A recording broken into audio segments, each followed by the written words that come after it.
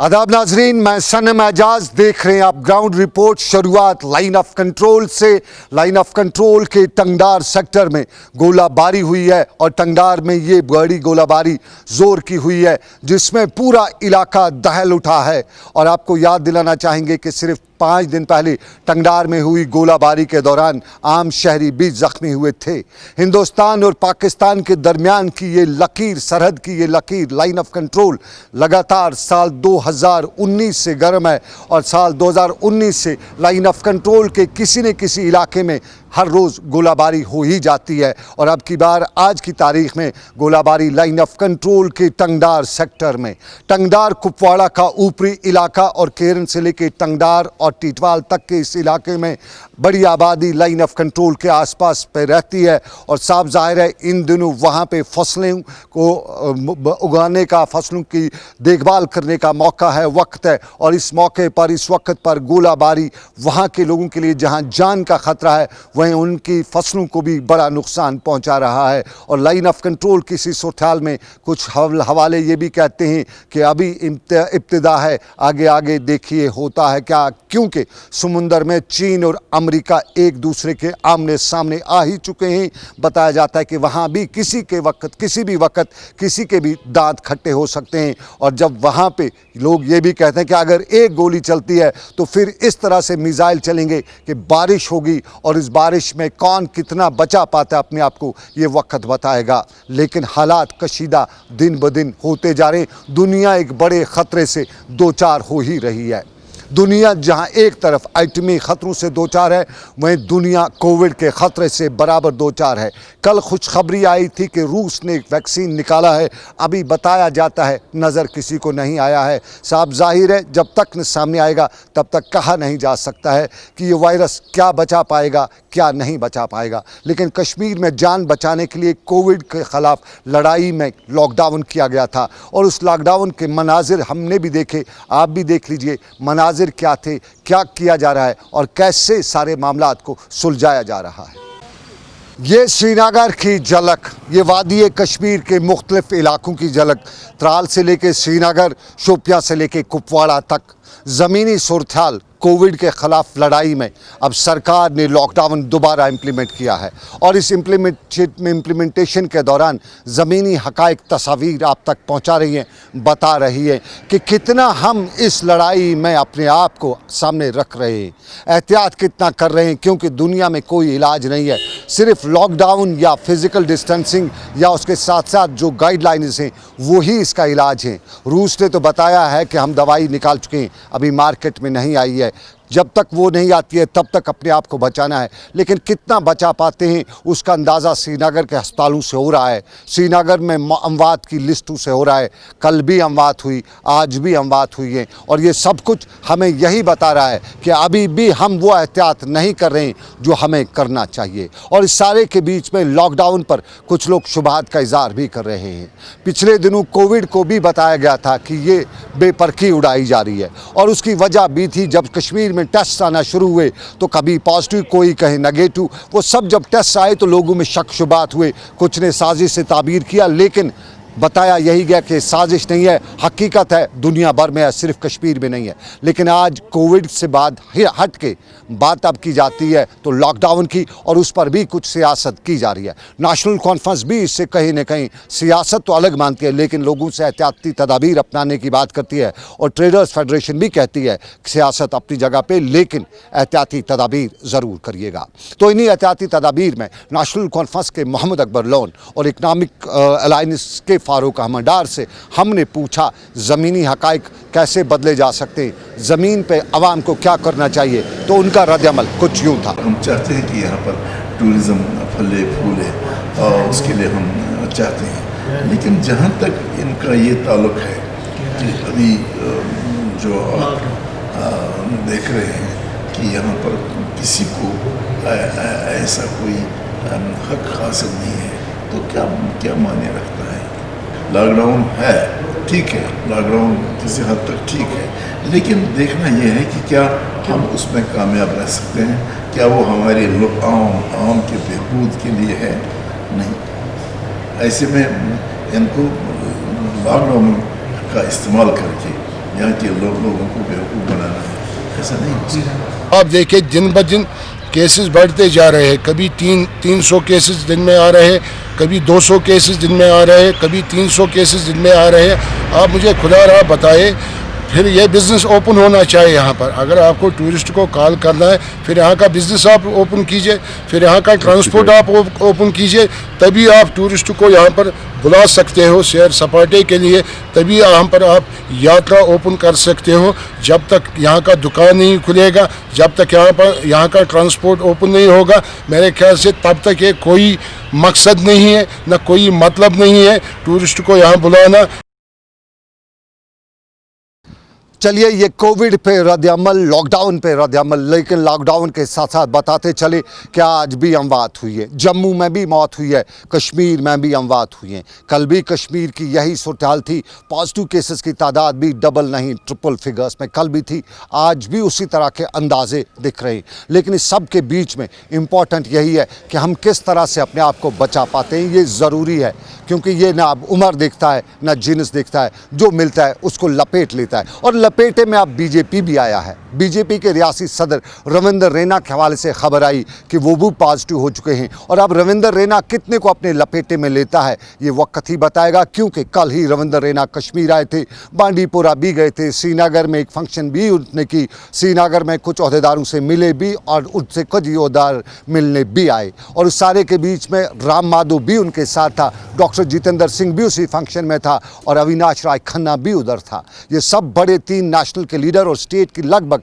सारी बीजेपी उनसे मिलने आई थी। खासतौर पे कश्मीर वादी की छोटे से बड़ा लीडर रविंद्र रैना से मिला था, कुछ चरणों में भी गिर रहे थे, कुछ उनसे मिलते हुए बगल भी गिर भी हो रहे थे। ये सब मामलात, और अब ये देखना है कि रविंद्र रैना कितने को लपेटे में लेता है, कितनी की तार रविंद्र रैना से जोड़ते जोड़ते आगे जाती है। कुछ लोग ये भी कहते हैं कि कुपवाड़ा से लेकर कनिकदल तक और खन्नबल से लेकर खादिन यार तक ये तार बढ़ता ही रहेगा, ये कोविड के हवाले से। लेकिन इसमें कुछ सहाफ़ी भी आ सकते हैं, कुछ मीडिया के लोग भी आ सकते हैं, क्योंकि रविंद्र रैना से मिलने या उनसे बाइट करने या उनसे बातचीत करने के लिए कुछ सहाफ़ी भी गए थे, तो सहाफ़ियों पर भी कांच गिर सकती है, लंबी कहानी हो सकती है। लेकिन अब कहानी लंबी ही सही, लेकिन छोटी कहानी, और ये छोटी कहानी आपको बताएं, श्रीनगर म्यूनसिपल कॉरपोरेशन का उथल पुथल कहें या वहाँ का खुलासा कहें। श्रीनगर म्यूनसिपल कॉरपोरेशन पिछले दिनों सुर्खियों में तब आई जब नो कॉन्फिडेंस मोशन मेयर के खिलाफ किया गया और वो पास भी हुआ, और उसके बाद नया मेयर कौन होगा,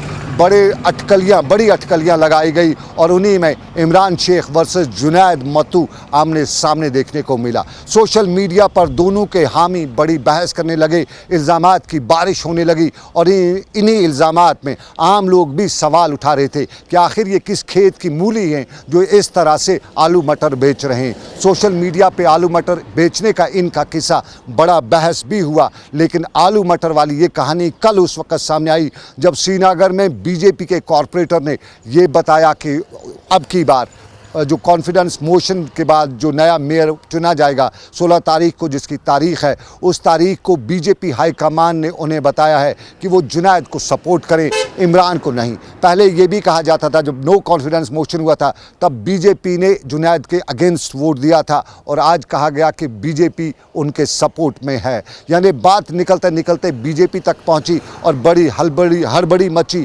जुनैद मत्तू ने कल शाम हमारे साथ बात करते हुए इस बात की तरदीद की कि वो किसी भी बीजेपी लीडर से नहीं मिले। उनने ये तक बताया कि बीजेपी के साथ वो नहीं है और ना ही उन्हें इस तरह की कोई बात है। उन्होंने ये भी बताया कि कांग्रेस के साथ उनकी वोट शेयरिंग या पावर शेयरिंग की बात मुकम्मल हो चुकी है। ये एक साजिश उन्होंने ताबीर की। हम पहले दिखाते आपको कि जुनैद ने क्या बताया कल शाम को हमारे साथ बात करते हुए। कल ये बताया गया था कि मैं शायद आज राम माधव साहब से मिल रहा हूँ, वो कल ही श्रीनगर से वापस चले गए थे, वो शायद बांडीपुरा गए थे। ये जो एक डेस्परेशन आई है ना उस कैंप में, और सबसे बड़ी आयरनी ये है, ये उस कैंप में डेस्परेशन आई है जिनने ये मीटिंगें 20-30 की निपटा दी। क्या वो इनसे मिले नहीं? पिछले महीने 2 महीने तो 20 बार मिले। उनने तो एक ही कागज़ पे नेशनल कॉन्फ्रेंस में तो बीजेपी के साथ दस्तखत भी किए। तो आज मुजाहिद कहाँ से बन गए? वो परवेज़ कादरी, वो सलमान अली सागर आज मुजाहिद कहाँ से बन गए जिनने इनके साथ मीटिंग्स की, जिनने एनसी के यूथ प्रेसिडेंट ने गालिबन ये भी सुनने में आया उनको 14 लोगों का एक एमएलएज का लिस्ट दिया है क्रॉस पार्टी कि हम आपके साथ आएंगे। ये डेस्परेशन एक है। जब हमारे साइड में एडवांटेज हुई, नंबर्स गेन हुए, क्योंकि कॉरपोरेटर्स को झूठ बोला गया, उकसाया गया, बहकाया गया, होटल में बंद रखा गया, कहीं पे उनको अपना फ्रीडम ऑफ एक्सप्रेशन एक्सरसाइज नहीं करने दिया। तो जब इस इलेक्शन तक एक एडवांटेज हुई, हमारी नंबर कंसोलिडेशन हुई, कॉरपोरेटर हजरात का एतमाद फिर से आया, तो ये बौखलाहट है। जुनैद, बीजेपी का एक कॉर्पोरेटर जो ऑफिशियली बीजेपी के साथ जुड़ा है, वो आज कहता है कि उन्हें ऑर्डर्स आए हैं टॉप ब्रॉस की तरफ से कि वो जुनैद को सपोर्ट करे। फिर उसका रीज़न क्या हो सकता है? वो तो पार्टी को वाज़ेह करना है ना, वो तो बीजेपी एक पॉलिटिकल पार्टी है, उनको वाज़ेह करना है। जिस दस्तखत से मैं उतारा गया, जिस दस्तावेज से मैं उतारा गया, उसमें नेशनल कॉन्फ्रेंस का भी रोल है, शेख इमरान का दस्तखत भी है, नेशनल कॉन्फ्रेंस का भी है और बीजेपी का। नेशनल कॉन्फ्रेंस क्या गेम खेल रही है? वो जो यूजुअल पॉलिटिक्स होती है सलमान अली सागर की, you know, have the cake eat it too, Twitter पे खिलाफ भी बोलना है बीजेपी के, शाम को मिलने भी जाना है। तो नॉर्मल एक यूजुअल जो होती है सलमान साहब की सियासत। तो फिर लीडरशिप कहती है शायद इनके कॉरपोरेटर इनका नहीं मान रहे, शायद ये हमारा नहीं मान रहे, तो ये यूजुअल पॉलिटिक्स है। उनकी सियासत उनको मुबारक। हमारा इलेक्शन 16 को होने वाला है, एक साफ शफाफ। ये नंबर गेम है आपके पास इस वक्त, इतने नंबर से? देखिए, नंबर गेम सिलेक्शन के दिन प्रूव होगी, लेकिन हम कॉन्फिडेंट हैं टू प्रूव आवर मेजॉरिटी। चलिए, ये जुनैद की कहानी। जुनैद ने कल शाम को हमारे साथ बात करते हुए बताया कि ऐसा कुछ नहीं है, लेकिन शेख इमरान ने भी सवाल खड़ा किया कि जुनैद अपनी पोजीशन वाज़ा करे, वो किसके साथ है, बीजेपी के साथ है या कांग्रेस के साथ, और अगर जुनैद के साथ बीजेपी है तो कांग्रेस अपनी पोजीशन वाज़ह करे कि किसके साथ है। लेकिन इस बीच में एक और हंगामा आज सुबह खड़ा हुआ, जब बीजेपी की वादी की लीडरशिप ने बताया कि उनके पास ऐसा कुछ प्रस्ताव अभी नहीं है, देखा जाएगा क्या होगा आगे। बीजेपी वालों ने श्रीनगर में मीडिया से बात करते हुए क्या बताया? मैं इस बात की तरदीद करना चाहता हूं कि जो रज़ीज़ साहब ने कल बता दिया वो उसकी इंडिविजुअली राय है। भारतीय जनता पार्टी का अभी कोई ऐसा हमारा फ़ैसला नहीं आया है, क्योंकि हम संगठन से जुड़े हुए लोग हैं। यहाँ इंडिविजुअली फ़ैसले नहीं चलते हैं, यहाँ पार्टी बैठती है, पार्टी हाईकमान को फ़ैसला दिया जाता है। जो पार्टी हाईकमान का फ़ैसला आ जाएगा हम उसके साथ हैं। मगर as a party chief whip मैं इस बात की तरदीद करता हूँ कि जुनैद अज़ीम भुट्टो हमारी मीटिंग में नहीं आए थे, और लास्ट 3 महीने पहले हमने उसको देखा था श्रीनगर म्युनिसिपल कॉरपोरेशन में, तब से लेके अभी तक हमने जुनैद अज़ीम भुट्टो को नहीं देखा है। ये बीजेपी वालों का कहना। लेकिन हम दोबारा गए उसी कॉरपोरेटर के पास जिसने कल बताया था कि उन्हें क्या कुछ करना के आदेश दिए गए हैं। साफ जाहिर है कहीं न कहीं कुछ न कुछ मामला ज़रूर है, और इसी कुछ न कुछ में हम भी बड़े हैरान हुए कि परसों ही जुनैद के ख़िलाफ़ बीजेपी थी, आज कैसे हो गई। और ये भी मामला है कि इमरान कहाँ पे है, जुनैद कहाँ पे। तो हम इसी कॉरपोरेटर के पास पहुँचे, हमने उनसे पूछा कि क्या है असल हकीकत और क्यों हो रहा है ये सब कुछ। कि हमारी जो पार्टी है that is national party, you know that. आदेश आएगा दिल्ली से भी आ सकता है। आया क्या है, कल क्या आया है, आपने किस बुनियाद पर स्टेटमेंट? फिलहाल मैं यही कह रहा हूँ, फिलहाल हमारे आदेश है, हमें जो सपोर्ट करना है वो हमें जुनैद आज़म भुट्टो को करना है। ये आदेश किसने दिया आपको? पार्टी कमांड से है, पार्टी हाईकमान से है। हमने पार्टी हाईकमान से चीफ विप जो हमारे हैं वो आरिफ राजा जी है, आप उसके साथ भी बात कर सकते हैं। फिलहाल कॉर्पोरेशन में हमारे चीफ विप आरिफ राजा है। हमने उनसे बात की, वो कहते हैं ऐसा कोई स्टेटमेंट जारी नहीं हुआ है। आपके बारे बताया जाता है कि ये बहतान खड़ा कर रहा है। कॉर्पोरेटर मैं हूं, मुझे पता है मुझे किसको वोट करना है। तब वो खराब था, आज कैसे अच्छा हो हमारे गया? पार्टी में किसी ने नहीं कहा कि आज वो ठीक है, तभी तो उतारा होगा ना। आपने क्यों उतारा? वो गलत आदमी था तभी उतारा ना। नहीं, आप मेरी बात सुनो, हम बीजेपी के 5 कॉर्पोरेटर थे वहां पे, या 4 कॉर्पोरेटर थे, उसको तो 45 वोट अगेंस्ट हुए। आप उसको 50 हुए। आपका जमीर तब जिंदा था या आज जिंदा है? तब भी जिंदा था, आज भी जिंदा है। उतारने में जिंदा था और दोबारा चढ़ाने में। आप देखो, ये जो नो कॉन्फिडेंस मोशन होता है, इससे क्या होता है, जो भी मेयर कुर्सी पे बैठता है उसको थोड़ा एहसास होगा कि कॉर्पोरेटर्स वही होते हैं, इन कॉर्पोरेट्स को चढ़ाना भी आता है, उतारना भी आता है। एक सवाल, बहुत से लोग आप पे इल्जाम लगा रहे हैं कि आप ये पैसा लेके सब कुछ बोल रहे हो, कभी चढ़ाने की बात करते हो, कभी उतारने। क्या पैसा लिया वाकई? ऐसा कोई प्रूफ है आपके पास? मैंने कहा लोग कहते हैं, मैं थोड़ी कहता। लोग तो कुछ भी कहेंगे, लोग तो कहेंगे सर्कमस्टेंसेस कहेंगे कि सनम जी ने भी पैसे लिए जुनैद आज़म भुट्टो से ऐसे सवाल करने के। सर्कमस्टेंसेस ऐसे लग रहे हैं ना, परसों उतारा आज चढ़ा दिया। एक होता है, एक देखो, हाँ ये देखो डेमोक्रेसी का ये राइट है। मैंने जुनैद साहब के अपोजिट वोट किया था उतारने के लिए, अब मैं चढ़ाने के लिए वोट करता हूँ। अब इससे क्या होता है, जो भी मेयर होगा, चाहे इमरान मेयर बनेगा, चाहे जुनैद, सवाल हमें वो नहीं है। सवाल ये रहे, ये कोई जो कुर्सी होती नहीं, परमानेंट नहीं होती है। इस पीरियड में जुनैद ना मेयर रहा ना पावर में रहा। आप क्यों आपको कैसे लगा कि वो इस 15 दिनों में 20 दिन में फरिश्ता बन गया? खराब था। कौन फरिश्ता बना? हम परसों खराब था, आज फरिश्ता हो गया, साफ हो गया। नहीं, उसको कम से कम ये इतना एहसास हुआ कि ये जो चेयर है ये परमानेंट चेयर नहीं होती, ये कॉर्पोरेटर पे डिपेंड होता है। जब तक कॉर्पोरेटर के काम नहीं होंगे, एरिया में डेवलपमेंट वर्क नहीं होगा, हम फिर से नो मोशन कॉन्फ्रेंस ला सकते हैं। ये कब तक लाते रहेंगे फिर? तो सर रोज जब तक काम नहीं होगा तब तक हम, ये मिशन हमने जो उतारा है, जब तक काम नहीं होगा तब तक हम नो मोशन कॉन्फ्रेंस के साथ हैं। ये श्रीनगर म्यूनिसिपल कॉरपोरेशन सियासत का अखाड़ा तो सही, लेकिन इल्ज़ाम लोग कई तरह के लगा रहे हैं। इल्ज़ामात में पहला इल्ज़ाम यही है कि ये पैसे का खेल है, क्योंकि जो जितने पैसे देता है कॉरपोरेटर उतने कॉरपोरेटर को ख़रीद लेता है। ये पब्लिक कहती है, हम नहीं जानते। और पब्लिक मिसालें दे रही हैं कि पिछले दिनों से करीबन 1 महीने से ये सभी कॉरपोरेटर्स में से 2 ग्रुप, जो एक ग्रुप है श्रीनगर के शालीमार के इलाके में होटल में बैठा है, दूसरा ग्रुप श्रीनगर के राजबाग के इलाके में होटल में बैठा है, तो ये सारा खर्चा कौन बर्दाश्त कर रहा है? खर्चे की बात जब आती है तो बात यही आती है कि मुफ्त में कोई खर्चा बर्दाश्त नहीं करेगा। साफ जाहिर है जो भी इन दोनों खर्चा करेगा वो इसको श्रीनगर की म्यूनिसिपल कॉरपोरेशन से ही आगे निकालेगा, यानी आगे श्रीनगर म्यूनिसिपल कॉरपोरेशन में आगे भी करप्शन ही होगा। लोग इसी तरह के इल्ज़ाम लगाते हैं और म्यूनिसिपल कॉरपोरेशन पर करप्शन का इल्ज़ाम, कॉरपोरेटरों पर इल्ज़ाम लगाते हुए बताते हैं कि आज 100 रुपया खर्च तो किया जा रहा है, आगे 1000 की उम्मीद को लेके ये 100 रुपया खर्च किया जा रहा है। ये लोगों की बात, लेकिन अब दूसरे पहलू पर भी चलते हैं और दूसरे पहलू पर मुलाजमीन की बात। रहबरी खेल तालीम जो है उनसे जुड़े लोग भी मुजाहरा कर रहे थे और मामला यहाँ के हुकाम तक, डायरेक्टर तक, डीजी तक पहुँचाते हुए अपील कर रहे थे कि उनके मसाइल हैं, उन्हें भी समझने की ज़रूरत है, उन्हें भी सोचने की ज़रूरत है। इस वक्त कोविड है और कोविड में इन लोगों के पास रोज़ी रोटी का वसीला जो है उसमें परेशानी हो रही है। तो कहीं ना कहीं अपील अरबाब इक़दार से करते हुए मुजाहरा श्रीनगर की प्रेस कॉलोनी में करे थे। हमारा जो प्रोटेस्ट आज हम दर्ज कर और हमारी जो अनरिकॉग्नाइज्ड सर्विस है वो 7 ईयर्स है। हम यही चाहते हैं जो हमारे साथ ये नाइंसाफ़ी हुई है, जो हमारे साथ ये सबसे बड़ी नाइंसाफ़ी है वो है हमारी अनरिकॉग्नाइज्ड सर्विस, जो हमारी सर्विस में गिननी जाएगी कि मतलब आफ्टर रेगुलराइजेशन ये सर्विस हमारी बाढ़ में जाती है, इंक्लूड नहीं हो जाती है, हमारी सर्विस बुक नहीं बन रहे हैं। तो उसके बाद हम चाहते हैं कि गवर्नमेंट, हम पिलर टू पोस्ट जाते हैं एडवाइज़र साहब के पास भी, एलजी साहब के पास भी, कि हमें कुछ तो रिलीफ दे दो। ये रहबर खेल तालीम से जुड़े लोग मुजाहरा कर रहे थे श्रीनगर की प्रेस कॉलोनी में, लेकिन श्रीनगर के सिविल सेक्रेटरीट में जहां इन दिनों आम लोगों के आने जाने पर पाबंदी है, किसी को अंदर जाने और जाने नहीं दिया जाता है, बाहर दरवाजे से थोड़ी दूरी पर ईजैक से वाबस्ता लोग मुजाहरा कर रहे थे और मुजाहरे के दौरान भी बात वही, सरकार तक मामलात और मुतालबा पहुंचाने की अपील कर रहे थे।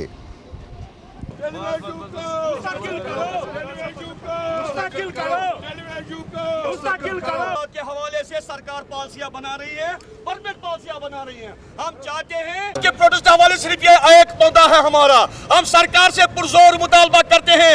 हमारी उनसे अपील है गवर्नर इंतजामिया से कि आप टेलीविजन का मसला हल करें। आप अवलियन फुर्सत में टेलीविजन कापूसी की हालत में है, मुश्किलात में है, उनकी हालत नागुफ्तबे है। हम चाहते हैं ये 3 दायु का मसला पड़ा हुआ है, टेलीविजन का परमिट किया जाए, ये हमारा इशू है।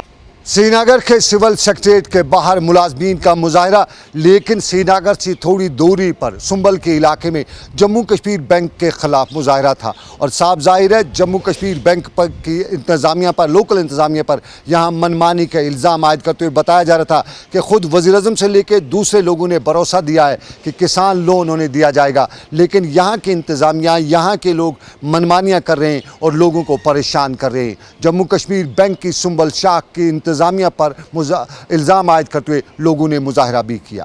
नश आए मतलब बैक टू डेज आव कर मतलब ब्रॉडकास्ट गए कर कि नसा तुम सा बैंक रोज अटैच लोन कड़ो सा KCC लोन तुंद खतर स्पेशली फॉर PM किसान बेनिफिशरी सर अस कर कड़ो क्या अगर मतलब PM अगर लॉन्च कर्म स्कीम तुलो अम स्कीम फायदे सर वन सर बैंकस मज ग सर अ बैंक मज गोड़े वन गोड़े कि तुम कर सा अकाउंट हाव सा अकाउंट डिटेल्स दिवान अकाउंट वो तमो दोप तुम कर लग सा फाइल बनावन अस कोर मतलब मैनेजर साहब कत कि अस क्या बनावन तुम तुम लैंड होल्डिंग प्लस अनु तुम गारंटर अस दोप गारंटर वैसे कह गोड़े आमुत वन अस आव टीम आयस मतलब सान गामन मज सान महलन मज कि गारंटी विदाउट गारंटी ना मैनेजर साहब दोप कि अस हेको विदाउट गारंटी केस दित क्या बैंकस पन क्या कानून आसान अस वो तमिस बैंकस पन क्या कानून आसान मगर गवर्नमेंट से पन क्या कानून आसान क्या गवर्नमेंट अगर आम लुकन निश कह स्कीम वातान तमिस खास मकसद तमिस वन बैंक मैनेजर चे मालिस लोन चलान मैं सर अगर मालिस लोन चलान सह मालिस लोन चलान बह हेक मतलब सह फैक्ट हेक मे दप मालिस लोन चलान बह त्रा मैं सर यह कुछ कानून सह हेक लोन त्रित कहें। चलिए, मनमानियों की बात। जम्मू कश्मीर बैंक कभी मनमानियां करता था, लेकिन अब हालात में जम्मू कश्मीर बैंक न मन रहा है न मान ही रहा है। हालात ने उसको कहां पे कहां पहुंचा दिया है, लेकिन अभी भी कुछ उनके मुलाजिम अपनी उस पुरानी डगर से नहीं हिले हैं और ये मिसाल सुंबल की दी भी जा सकती है। लेकिन हम तालीम के मैदान पर कई मिसालें दे चुके हैं। प्राइवेट स्कूल अहदेदारों को हम बार बार कोसते रहते हैं, इल्ज़ामात लगाते रहते हैं कि वो फ़ीस पे के नाम पर वालदेन को परेशान करते हैं, लेकिन कश्मीर यूनिवर्सिटी भी किसी से कम नहीं है। और अक्सर जगहों से तुलबा इल्ज़ाम आयद करते हुए बता रहे हैं कि कश्मीर यूनिवर्सिटी ने उनका जीना महाल कर रखा है। और कश्मीर यूनिवर्सिटी के इसी मामले को लेकर कुछ तुलबा ने हमारे साथ बात की। एक तालिब इल्म की बात बराह रास्त कश्मीर यूनिवर्सिटी हुकाम और रियासत के LG तक पहुंचाते हुए बताना चाहेंगे कि आखिर कब बदलेगा मिजाज, कब बदलेगा निज़ाम। सर, मैं असल कश्मीर यूनिवर्सिटी का तालिब इल्म हूँ। जी बताइए। जी सर, मेरा अर्ज यूँ है कि बेसिकली मैं मास्टर्स कर रहा हूँ लाइफ साइंस में। जी बेसिकली मैं बैच 2018 का तालिब इल्म हूँ। असल जिन स्टूडेंट्स को ये सीट मिली है सेल्फ फाइनेंस पे। जी आपको ये मालूम हुआ होगा सर कि कोविड है, बाकी हालात हैं, सब कुछ है। जी बिल्कुल सर। हाँ। मतलब कि सिंस लास्ट ईयर अगस्त की हालात कैसे रहे, मतलब जो हमारी तालीम है वो रेगुलर नहीं रही। तो मतलब कि आज जो हमारा 3rd सेमेस्टर है हमें प्रेशराइज किया गया है, फोर्स किया गया है, फोर्स कर रहे हैं वो कि जो ये फाइनेंस फी है ये आप पे कीजिए। मतलब कि हालात ऐसे हैं कि we can not afford that. Sir आप समझ रहे होंगे कि मतलब कि such a huge amount almost 1 lakh is not easy to afford. मतलब कि जो अगर हम रेगुलर होते तो चलिए कोई बात नहीं, फिर मतलब काम घर वाले काम करते या कुछ और करते तो कहीं चलाते। बट ये इकोनॉमिकल क्राइसिस जो मतलब पिछले साल से। आप कहाँ रहते हो? जी सर, मैं शोपियान में रहता हूँ। चलो बेटा, थैंक यू। कोई बात नहीं, हम आपकी बात एज इट इज पहुंचाएंगे गवर्नमेंट तक। शुक्रिया सर। मतलब कि जो इकोनॉमिकल क्राइसिस आ रहे हैं मतलब वो हमें कंपेल कर रहे हैं टू पे the finance, but it is not possible sir कि इन सच वर्स्ट सर्कमस्टेंसेस।